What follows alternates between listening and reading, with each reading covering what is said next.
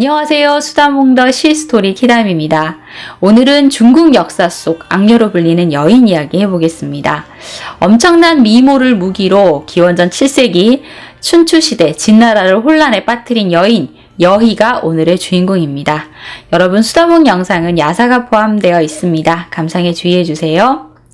춘추시대 진나라 18대 군주 진무공이 후궁을 맞았는데 제나라 제왕공의 딸 제강이었습니다. 제강은 아주 아름다운 여인이었는데 진무공은 당시 나이가 이미 많아서 제강을 많이 외롭게 한 모양입니다. 그런데 제강의 미모에 반한 이가 있었으니 바로 진무공의 아들 태자 괴제였습니다. 사실 제강과 혼인이 약조되어 있던 것은 괴제인데 제강의 미모에 반해 진무공이 그녀를 차지했다는 그런 이야기도 있습니다.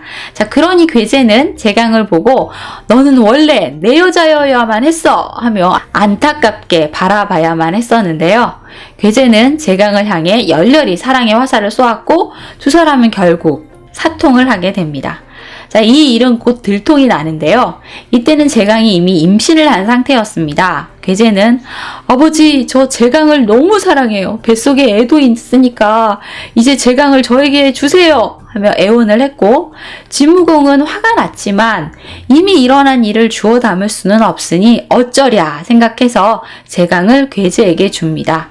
제강은 이제 괴제의 여자가 되었고 곧 아들을 낳는데 그 이름이 신생입니다.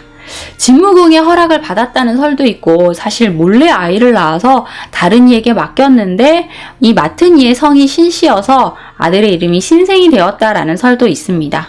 괴제는 원래 가나라 공실의 여인 가희를 정실 아내로 두고 있었는데 가희는 아이를 낳지 못했고 이 괴제가 군위에 오를 때쯤에는 사망을 합니다. 괴제는 또 백적 족장의 딸인 호이와 그 여동생을 첩으로 삼았는데 두 자매도 각각 아들을 낳습니다. 언니인 호이가 낳은 아들의 이름은 중이이고 동생이 낳은 아이의 이름은 이호였습니다. 기원전 676년 진무공이 사망을 했고 괴제가 군위에 오르는데 그가 바로 진원공입니다. 진원공이 군위에 올랐을 때는 신생은 이미 20살이 넘었고 중이는 19살, 이호는 18살이었습니다. 진원공은 곧 제강을 부인으로 삼고 신생을 세자로 책봉하는데요.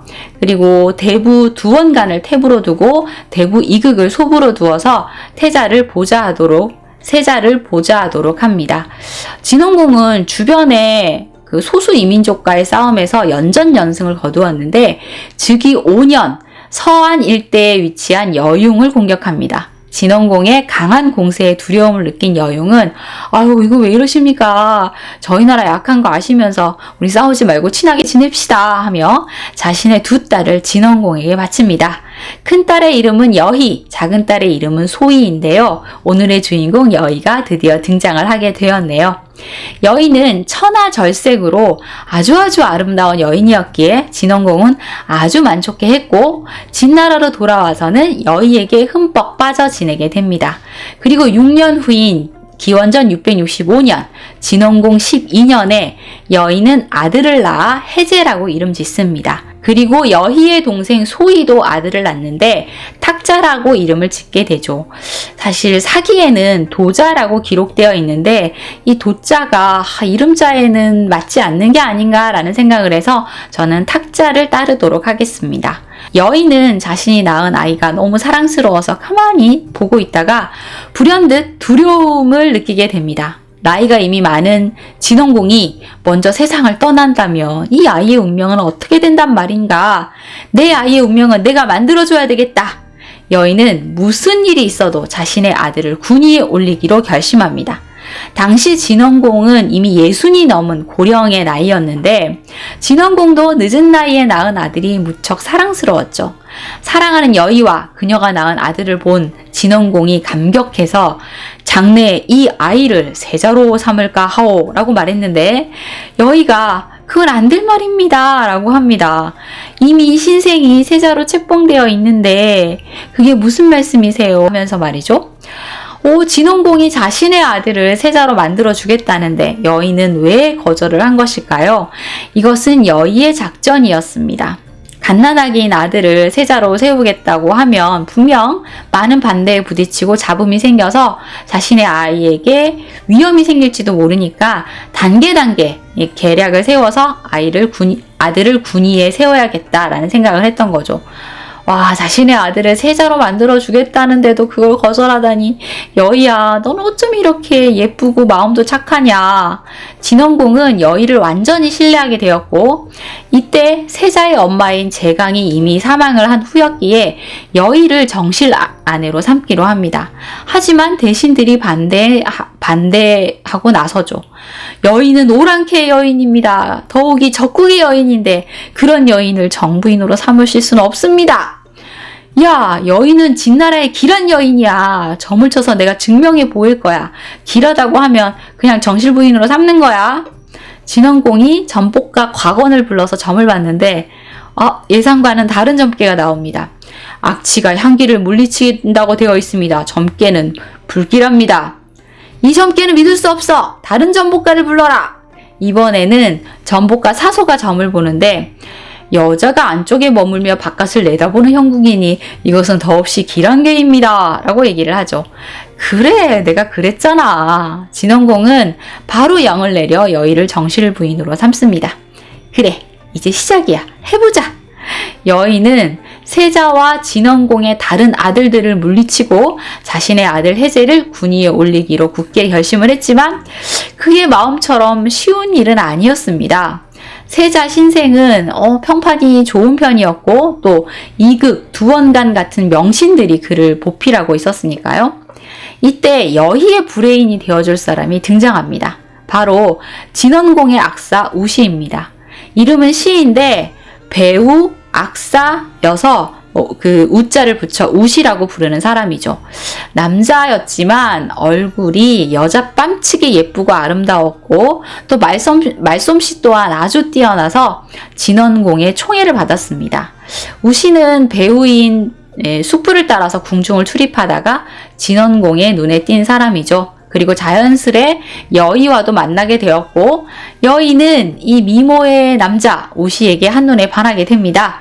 그리고 두 사람은 진원공 몰래 사통하는 사이가 되었죠. 여의와 우시는 우리 진나라 한번 엎어보자 하며 의기투합하게 됩니다.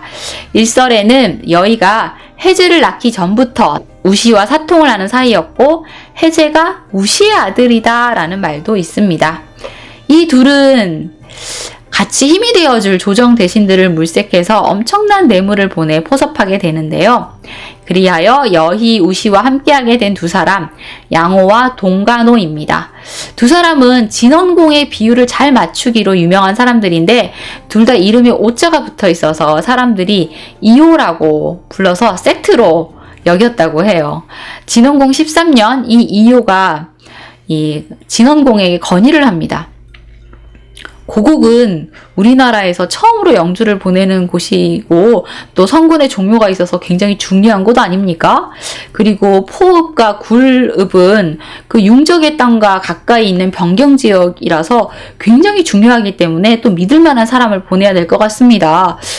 그래, 그거 좋은 생각이다. 그럼 누구를 영주로 보내면 될까? 해자 신생을 고국으로 보내시고 중이와 이호를 포와 굴로 보내어서 지키게 하시면 백성들이 따르고 융적 또한 막을 수 있을 것 같습니다. 그래, 좋은 생각이다. 이를 시행하도록 해라. 이리하여 세자 신생은 고국으로 내려가고 그리고 중이는 포, 공자 이호는 굴로 내려가서 강성을 떠나게 됩니다. 이것은 모두 여의의 계략이었죠. 하지만 신생은 고국으로 내려가서 백성을 사랑하고 인정을 베풀어서 백성들의 친송이 자자했고 조정 대신들도 이런 신생을 칭찬하기에 이르렀죠.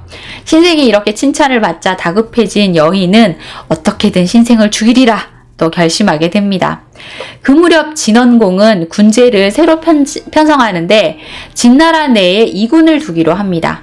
당시 군제를 살펴보면 천자국인 주나라는 6군을 둘 수 있었고 제후국 중에 큰 나라라고 할 수 있는 대국은 3군, 그리고 중소국은 2군, 그리고 약소국은 1군의 병력을 보유할 수 있었는데 패자의 꿈을 안고 있던 진원공은 1군을 2군으로 늘려서 주병국을 병합할 생각을 했던 거죠.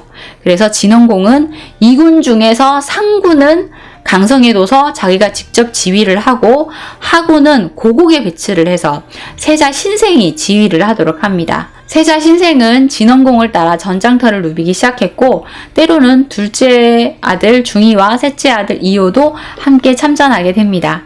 여인은 출정을 한 진원공의 아들들이 전장터에서 죽었으면 하고 간절히 바랬겠죠. 군대를 2군으로 증강을 한 진원공의 첫 번째 목표로 삼은 나라는 경나라인데요. 진나라는 승리를 했고 또 여의의 발행과는 달리 신생은 큰 공을 세워서 또 칭찬을 받게 되죠. 진원공은 곧이어 광나라를 침범했고 또 위나라까지 쓸어버립니다. 그리고 2년 사이 주변에 대여섯 개의 소국을 모조리 병합시켰는데 그때마다 이 세자 신생이 이끄는 하고는 굉장히 큰 공을 세웠고 그 이름은 점점 더 높아져만 갔죠. 군우께서는 이미 나이가 너무 많으세요. 이제 전쟁터에 가지 마시고 세자만 보내서 싸우게 하세요. 초조해진 여인은 또 세자만 전쟁터로 내몰기로 하죠. 그래, 좋은 말이다. 세자도 이제 충분히 혼자서 이 군대를 지휘할 수 있을 거야. 진원공은 강성과 황하 사이를 가로막고 있었기 때문에 진나라의 중원 진출에 장애가 되는 동산고락시라는 부족을 정벌하는 정벌대의 총사령관으로 세자 신생을 임명합니다. 이번엔 제발 죽어서 돌아와라. 여인은 이렇게 마음속으로 또 빌죠. 하지만 신생은 이 동산고락시를 정벌하고 승전부를 울리며 돌아오게 됩니다. 우시는 우울해하는 여인을 달래면서 귀에는 또 있을 것입니다. 기다리십시오 하면서 안아주죠. 이때 진원공은 해제의 스승으로 대부 순식을 임명하는데요. 큰 세력을 행사하고 있는 순식을 해제의 스승으로 임명했다는 것만 봐도 굉장히 해제를 아끼고 있다라는 것을 알 수 있는 대목이죠. 진원공은 정말 해제를 세자로 삼고 싶었던 것일까요? 여인은 이번에야말로 신생을 꼭 없애야겠다라고 다짐을 하면서 일부러 진원공에게 신생을 칭찬하는 말을 해요. 정말 신생은 대단한 것 같아요. 백성들에게 칭송도 받고 전쟁터에서 이렇게 계속 공도 세우니 말이에요. 아유, 누구 자식인데 좀 괜찮은 녀석이긴 하지. 그래서 말인데요. 제가 세자를 위해서 지금까지 위로의 술 한 잔도 내리지 못했네요. 말이 난 김에 제가 세자를 불러서 잔치를 베풀까 하는데 어떠세요? 그거 좋은 생각이다. 어서 잔치를 베풀도록 하자. 자, 이리하여 신생은 고국에 머물러 있었는데 도성으로 오라는 진원공의 분부에 서둘러 도성으로 갈 준비를 합니다. 그런데 고국의 가신들이 음모입니다. 가지 마십시오 하면서 말려요. 여의가 어떤 이인지 잘 알고 있는 가신들이었기에 신생을 못 가게 했던 거죠. 내가 이렇게 떳떳한데 가지 않을 이유가 없다. 부름에 응하지 않는 게 더 이상하다. 신생은 가신들의 말림을 물리치고 강성에 이르렀는데 여인은 전에 없이 극진히 대접을 하면서 그래, 고국 생활이 얼마나 힘들고 외로우냐 하며 위로의 말을 건네는 겁니다. 그리고 그날 밤에 여의가 진원공에 말하는데 신생은 농담을 잘하는 사람이죠 하면서 얘기를 꺼내는 거예요. 농담을 잘한다고? 그 녀석은 농담하는 거 나 본 적 없는데 되게 진지한 녀석인데 그래요? 그렇다면 주군께 대하는 태도와 신첩에게 대하는 태도가 다른가 봐요. 그래? 무슨 농담을 했길래? 오늘도 좀 위험한 농담을 하셨는데 무슨 말을 했길래? 아니, 자신의 어머니가 할아버지를 모셨다가 다시 아버지를 모시게 되었다면서 아버지께서 돌아가시면 또 저한테 자신을 모실 수 있냐고 묻지 뭐예요.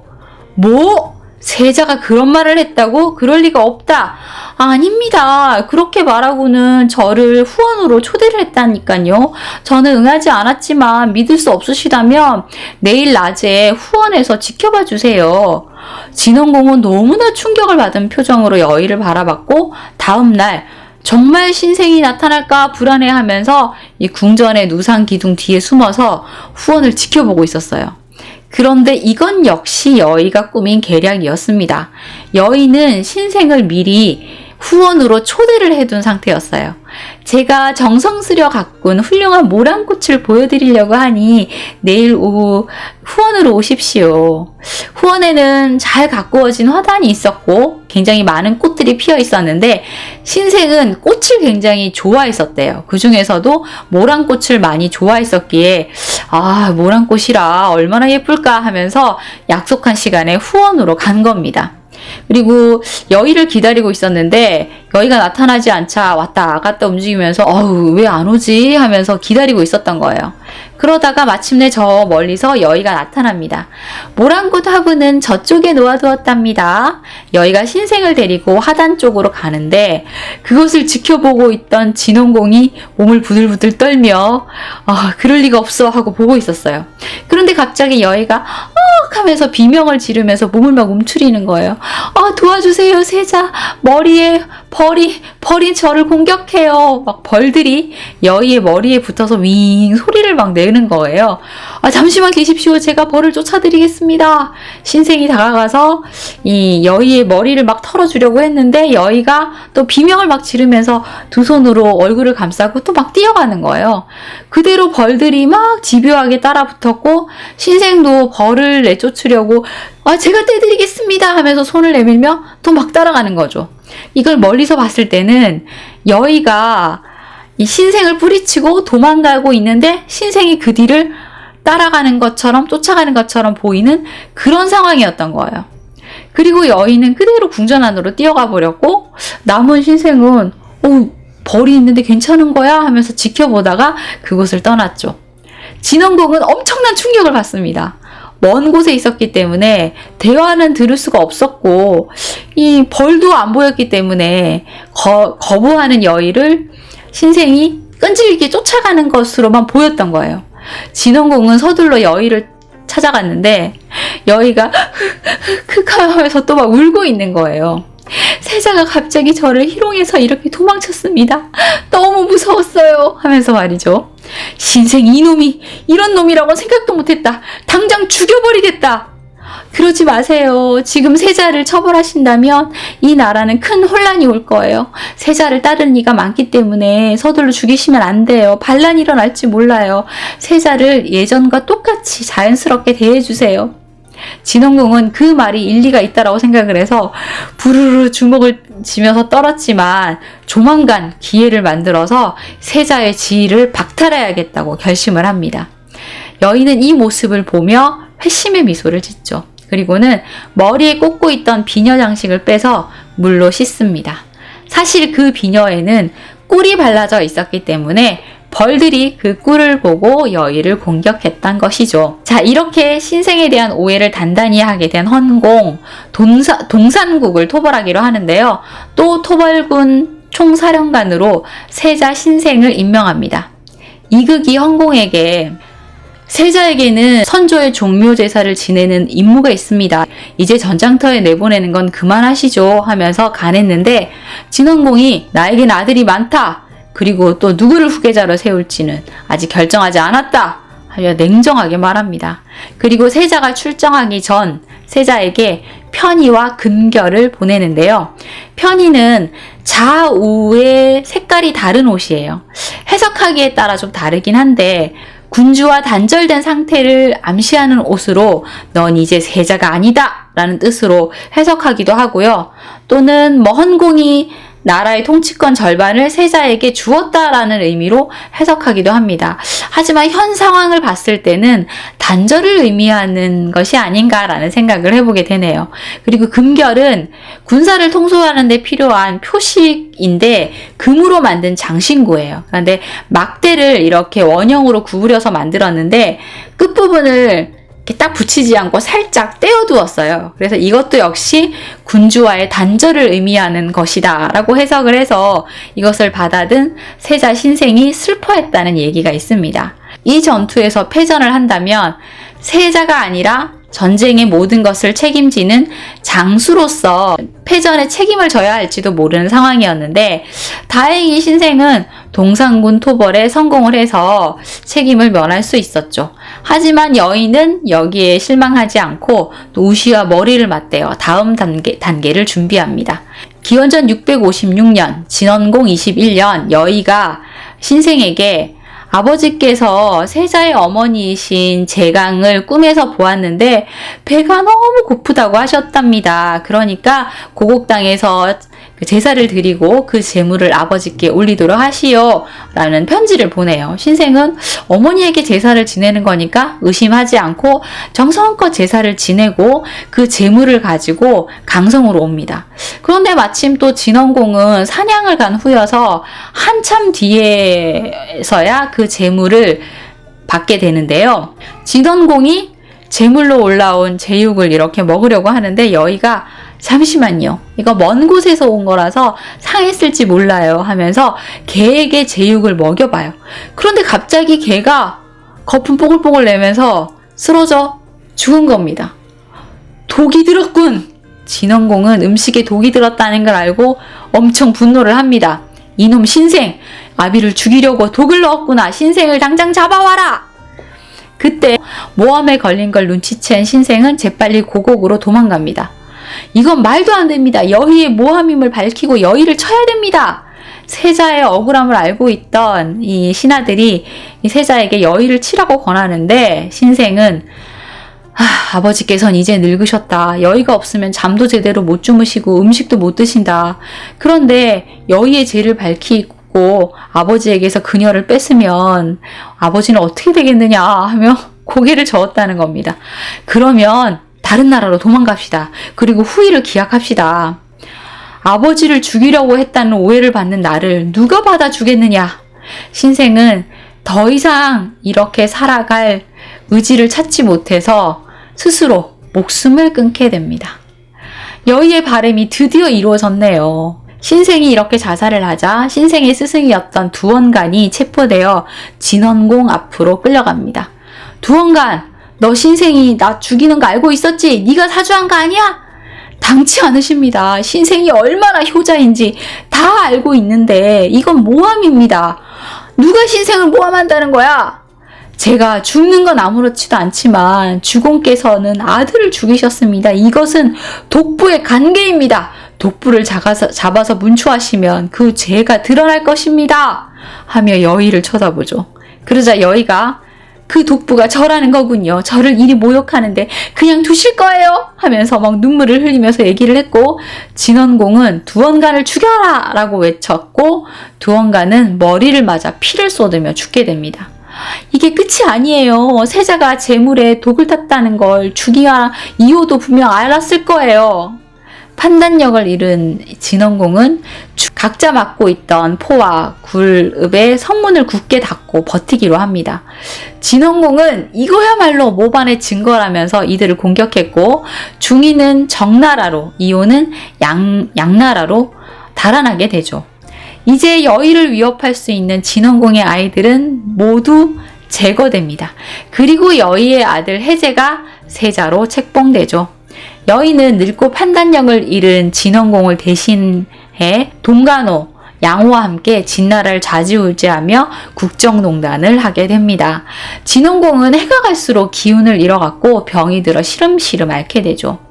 주공 이렇게 가시면 어린 태자는 누가 지킵니까? 여의가 또 막 눈물을 흘리면서 걱정을 하자 진원공도 어린 해제가 걱정이 되었어요. 다른 나라로 도망간 중이 이호를 따르는 무리들이 아직도 많아서 걔네들이 돌아와서 해제를 해치면 어떡하지? 이런 생각을 했던 거예요. 그래서 진원공이 순식을 부릅니다. 내가 병이 깊어서 곧 죽을 것 같은데 우리 아들 해제의 나이가 너무 어려서 대신들이 복종하지 않고 난을 일으키면 어떡할까? 내가 걱정이 많소. 내가 죽어도 그대가 해제를 지켜줄 수 있겠소? 죽은 자가 다시 살아날지라도 부끄럽지 않게 꼭 그렇게 할 것이라는 약속을 드리겠습니다. 순식이 이렇게 약속을 하자 진원공은 순식을 재상으로 삼았고 해제를 순식에게 맡깁니다. 그리고 병이 깊은 진원공이 세상을 떠나는데요. 진나라의 대신들은 나라를 바로잡기 위해 비밀 회합을 가집니다. 해제를 군위에 올려선 안 됩니다. 정나라로 망명한 중의를 추대합시다. 신생의 소부였던 이극과 그리고 비정부가 순식을 찾아가서 자신들의 뜻을 전하고 동참해 줄 것을 요구하는데 순식은 나는 진원공과 약속을 했으니 그럴 수 없다며 거절을 합니다. 이극과 비정부는 다른 방법을 하다가 비밀리에 양성해온 자객 장사를 부릅니다. 해제를 줄여 나라를 바로 세우려 한다. 해줄 수 있겠느냐? 반드시 성공하겠습니다. 장사는 이 시위 군사로 변장을 해서 해제의 궁전에 숨어듭니다. 당시 진원공에 빈소가 마련되어서 수많은 문무 대신들이 궁으로 들어가 곡을 하고 있어서 장사는 호위하는 그 군사들 틈에 섞여 들어갈 수 있었죠. 그리고 긴장 속에 해제가 들어오기만을 기다리고 있었는데요. 한참 후 마침내 해제가 들어와 향로에 향을 딱 꽂고 그리고 술을 따라서 제단 위에 딱 오르려고 하는 순간 장사가 칼을 쫙 뽑아들고 해제를 향해서 그대로 달려가 사정없이 해제의 등에 칼을 꽂아 넣습니다. 그리고 칼을 뽑아 해제의 목을 치죠. 그리고 장사는 할 일을 다 했다! 라고 외치며 스스로의 목을 찔러 자결을 합니다. 순식은 하얗게 질려서 어린 해제를 끌어안고 통곡을 합니다. 내가 하늘에 맹세를 했는데 이렇게 지켜드리지 못했군요 하면서 말이죠. 당시 여인은 내궁에서 우시와 즐거운 시간을 보내며 희희낙낙 웃고 있었는데요. 궁녀가 급하게 달려옵니다. 아뢰옵기 항공하오나 세자께서 자기에게 칼을 맞아 돌아가셨습니다. 여인은 믿을 수 없는 이 말에 옷도 제대로 여미지 못하고 막 빈전으로 뛰어갑니다. 그리고 죽음을 맞은 해제를 끌어안고 통곡을 하죠. 그러자 순식이 이것은 다 세자를 지키지 못한 제 잘못입니다 라고 외치면서 기둥에 막 머리를 박습니다. 이게 무슨 짓이에요? 해제는 죽었지만 탁자가 있잖아요. 여인은 아들의 죽음 앞에서도 이렇게 냉정하게 이성을 되찾습니다. 그리고 아들은 죽었지만 어렵게 잡은 권력을 놓치고 싶지 않았고 동생 소희가 낳은 탁자를 군위에 세우려고 했던 것이죠. 정신을 차린 순식이 주변을 수습하고 9살 된 탁자를 다시 군위에 세웁니다. 하지만 진원공의 상여가 성 밖에 나가는 날 자객들이 달려들어 다시 탁자와 순식을 죽이게 됩니다. 이극은 진나라를 혼란에 빠뜨린 극악무도한 여인이라며 여의를 체포해서 채찍질을 했고 또 5마리의 말이 서로 다른 방향을 향해 당겨서 찢어 죽입니다. 여의와 사통을 한 우시도 잡혀서 참살당했고 동간호와 양호 역시 죽음을 면치 못했죠. 그동안 여의를 따르던 사람들은 모두 죽거나 조정을 떠나야만 했습니다. 그리고 이극이 이호를 데려와 군위에 올리니 그가 바로 진해공입니다.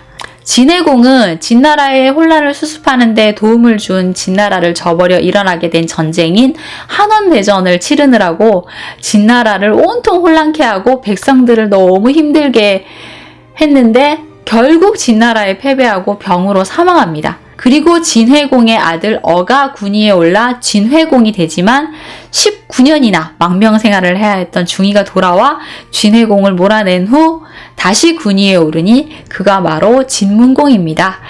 춘추5패 중 한 명인 진문공 이야기는 다음에 또 해보도록 하겠습니다.